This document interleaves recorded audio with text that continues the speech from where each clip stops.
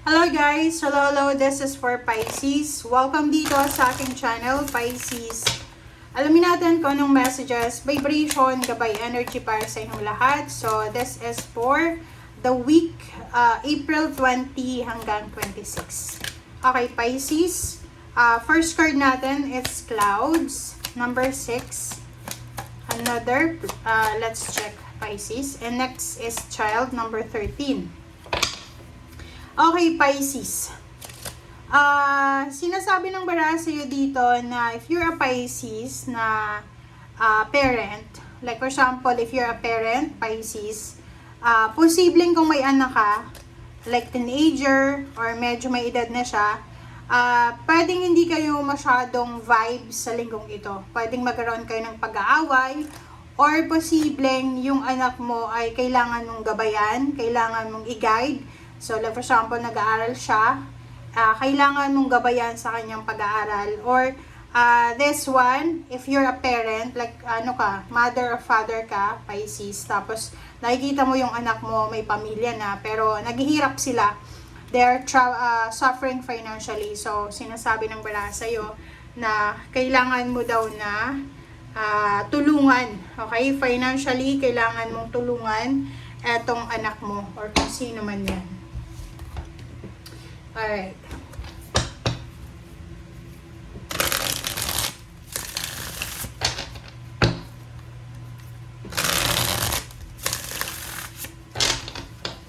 Okay, so this is for Pisces.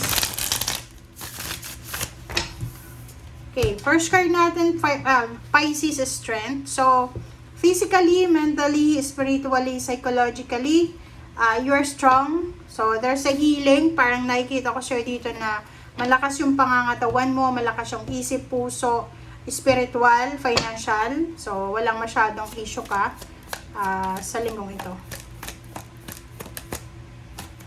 Okay, next card is Zero the Fool. Isang risky na desisyon ang kailangan mong gawin. And sinasabi ng bara sa'yo dito, Pisces, na kailangan mo daw na magpakatatag. So maybe this is parang hindi mo alam kung anong magiging resulta. It's either travel. So travel, relocation, or whatever man siya.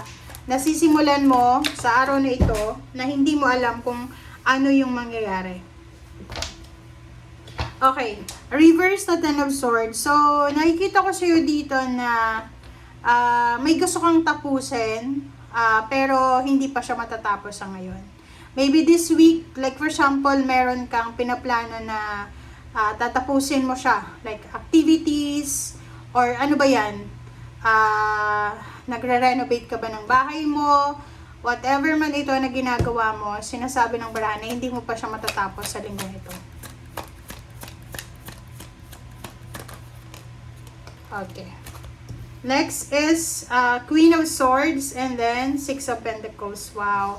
Ang nakikita ko dito sa'yo, Pisces, is this is the other way around. Possible na ikaw ay hihinga ng tulong ng mga tao sa paligid mo. Posibleng may magsisend sa'yo ng message na, Pisces, pautangin mo ako, pahingi ng pera, pahingi ng ganito, ganyan. Or ikaw ito. Ikaw na posibleng tinuturo ka ng universe. There's a direction na itinuturo sa yung universe na, oy Pisces, etong taong ito, lapitan mo siya kasi ang taong yan ay makakatulong sa'yo. Okay? Parang ganun.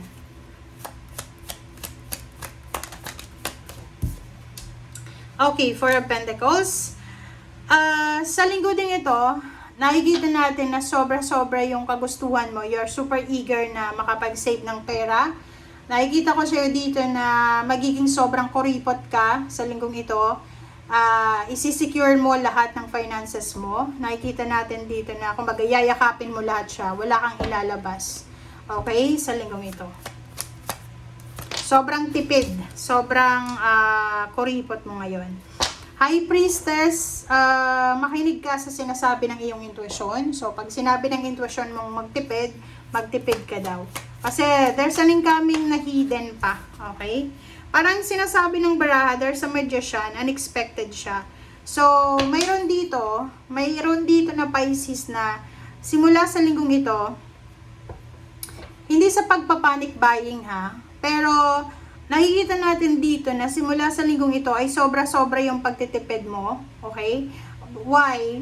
Sobra yung pagtitipid mo, it's because natatakot ka siguro or you are preparing for the unexpected na future.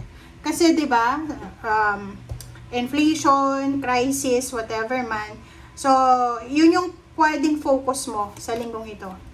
Another is Ace of Cups. So, sinasabi ng bara sa'yo na if you are, like for example, planning to celebrate or may mga occasion ka na isa-celebrate this week, siguro hindi mo na muna siya itutuloy. Another din, sinasabi ng barahan na sobrang contented and happy ka. You're happy and contented kasi prepared ka siguro sa kung ano man na darating.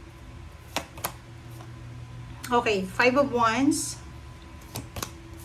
and Death card. Wow! Pisces. There's a competition, there's a misunderstanding, there's some parang away, gulo, or whatever na 5 of Wands. Ikaw ba ay involved sa away, traidoran, gulo? Kung may mga tao dyan na niloloko ka, lihim kang binabagsak or lihim kang ginagawa ng masama. Good news ito kasi tapos na siya. Sa linggong ito, lahat ng mga gulo, lahat ng kompetensya, lahat ng mga misunderstanding, miscommunication ay matatapos na. Okay, the Chariot, and then Page of Cups. So nakikita ko sa iyo dito na possible Pisces na you will receive a message from very far places. Marami sila.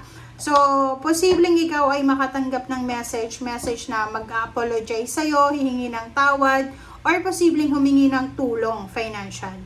The Chariot, nakikita natin dito na possible na may Pisces dito na nagbabala kayong mag-travel. Pwedeng July, August, September, October, November, or December.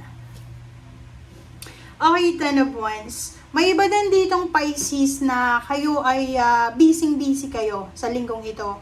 You're super hardworking, workaholic ka, nagmamultitask ka. Marami kang gustong tapusin bago matapos yung 2026. So, ngayon pa lang nakikita ko sa'yo na sobrang workaholic ka. Okay, 5 of Swords.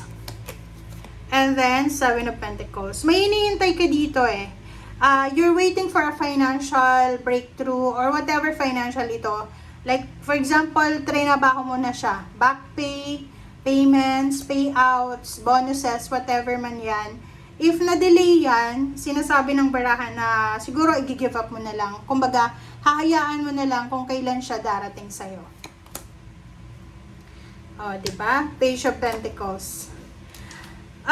Sinasabi ng barahan sa'yo dito, Pisces, na you're super lucky. You're super lucky. You're super kumbaga, highly favored ka. You're lucky and highly favored because in the near future, okay, sinasabi ng bara, kasi itong Page of Pentacles, this is the prediction for your future. So, financially, yung finances mo dito, since pareho silang financial, magkakaroon ng balanse yung pera mo. So, wala kang dapat na ikatakot.